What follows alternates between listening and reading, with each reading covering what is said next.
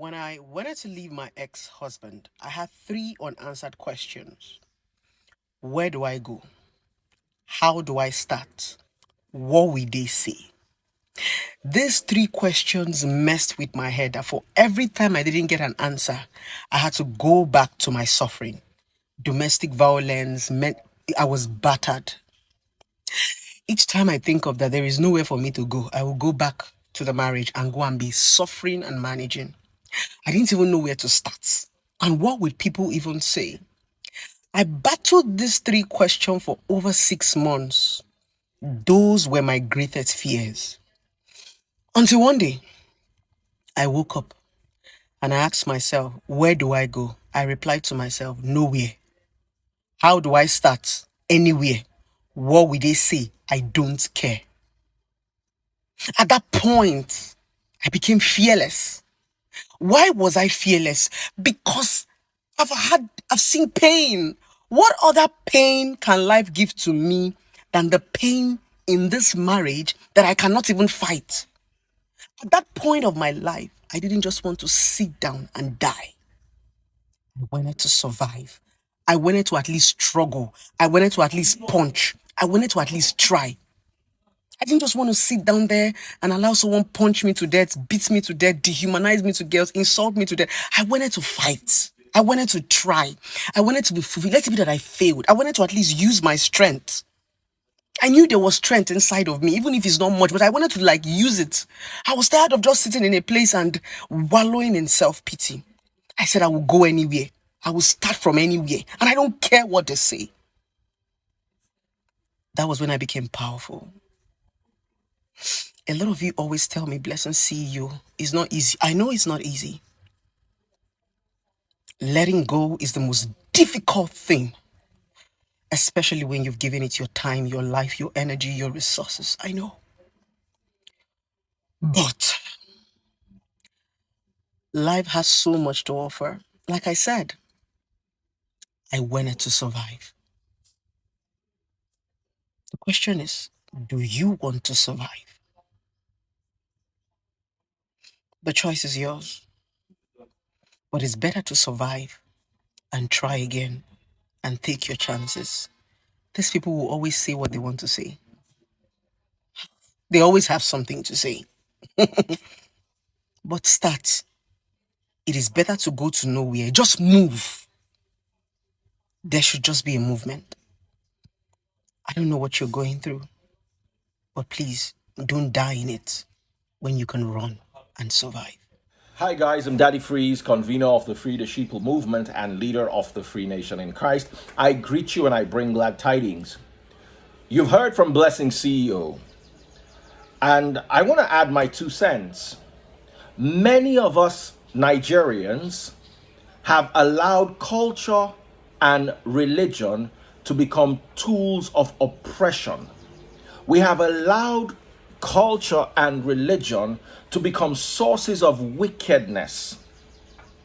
There are many women in bad, toxic marriages, many people, if I'm allowed to say, in really bad situations. And these people are afraid to leave these toxic environments simply because of what they will say. Let's even leave where would I go, what would I do? Let's face what they would say. Until you're able to say, I don't care, you are going to continue being slaves to old, archaic religious beliefs and cultural ideologies. Let me tell you this for free. Whatever you have as a tradition today was started by someone somewhere. And this person is long deceased. Same thing with religion. Many of the things you practice as culture and religion were brought about in ancient, expired societies where you had primitive men in primitive societies. There were no toilets until 500 years ago. So some of the people who are forcing you to adhere to certain cultures and belief system where people who literally used to go into the forest to poo. There were people who used to strike two stones together to get fire. Today you have gas in your house that you twist a knob. In Taste Buds Kitchen, you twist a knob and fire comes out and you cook. You have microwaves. And then someone who needed to knock two stones together before they could create fire is now telling you what your ideals are. You see, culture, traditions, and religion are very often peer pressure from dead people. You are allowing dead people to put you under peer pressure. You guys don't have an idea how bad it is. I remember when Taste Buds and I first started dating, and at night she used to freak me out because she would wake up fighting because of the traumatic experience she had with her ex. She would literally wake up ready for a fight. It took a while, it took years to wind her out of that state of mind. I know what I went through. I have a broken nose to show for my former marriage. Scars all over my face. And yet the first thing someone will say to me is, Daddy Freeze, you cannot preach the gospel because you failed at marriage. I didn't fail at marriage. I was in a toxic place. Nobody fails a toxic place. You get out of a toxic place. I passed. If I continued staying in that marriage, then I would have failed. But I got up and I left toxicity. Some people will say, your ex-wife left. Oh yes, she left. But when my pastor called down and sat down, my pastor is still alive. Former pastor. I'm pastor now to the Free Nation. My former pastor and his wife sat down like this.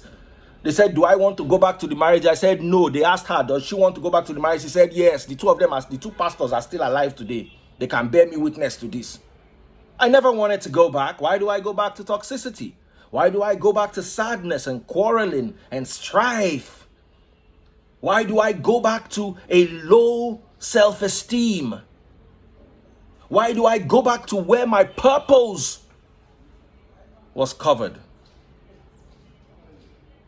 Somebody said to me, you have no right to preach the gospel. I corrected them. John chapter 4, the Samaritan woman at the well, she brought a whole city to Christ. She went and preached the gospel to Christ, and Christ called her the harvester, who brings the people to him. And he said her rewards are many. You didn't see that because your pastors have blinded you. Now guess what? She had been through 5 marriages and was living with the 6th person who wasn't her husband. I've only been through 1 failed marriage. And you're already judging me that I can't preach. Meanwhile, somebody who has been through 5 is preaching the gospel and Christ is behind her saying, go ahead. You are allowing, you see, sometimes people say, yes, culture and religion are great influences. My problem is not even the culture and religion. My problem is when the culture and religion are false. My problem is when the culture and religion are not based on truth. There's nowhere scripturally where you cannot divorce a spouse, especially if they've been unfaithful. Matthew chapter 19 verse 9. Christ clearly gives that clause. If there's infidelity, you have the right to divorce and remarry. A lot of people say, when you divorce, you can't remarry. It's the lies they've taught you, the same lies they taught your parents. That's why they stayed in toxicity and raised you in toxicity, so you think toxicity is okay. Let me tell you the truth. Christ was asked, if you read Matthew chapter 19, a question was put to him by the teachers of the law. They said, so why did Moses allow us to write a letter of divorce and tell our wives to go? Where did Moses allow this? You need to read the book of Deuteronomy chapter 24 from verse 1, where Moses clearly said, if you are unsatisfied with your wife for whatever reason, sign a bill of divorce, give it to her, and she can go and remarry anybody else. So Christ didn't have a problem with remarriage. He had a problem with divorce. And because people were letting their wives go for just any reason at all. Oh, she has some new stretch marks I don't want. Oh, I found a young girl who's 18 and more curvy. Oh, she's got a tummy now and Christian mother arms and she's flabby. Oh, she's added weight. Those were the reasons. People could just wake up one morning, because if you read Deuteronomy chapter 24, it says, for any reason, the man no longer likes her for any reason. And Christ said, no, it's not just any reason. The only reason should be infidelity. And I'm here to tell you today, free of charge, that if you're in a relationship where they're cheating on you, you will also cheat. It's just a matter of time. If you're in a relationship where they're beating you, you would cheat. Because you would run into the arms, I beg your pardon, of somebody else, and the tendency to cheat will be there and glaring. So why stay in a bad place? Why let people bully you into falsehood? If you are listening to my voice right now and you're stuck in a bad marriage, you need to get yourself together and leave. Do yourself and your children a favor. Don't live in toxicity and don't raise your children in toxicity. Take care. God bless. I'm Daddy Freeze and I love you all.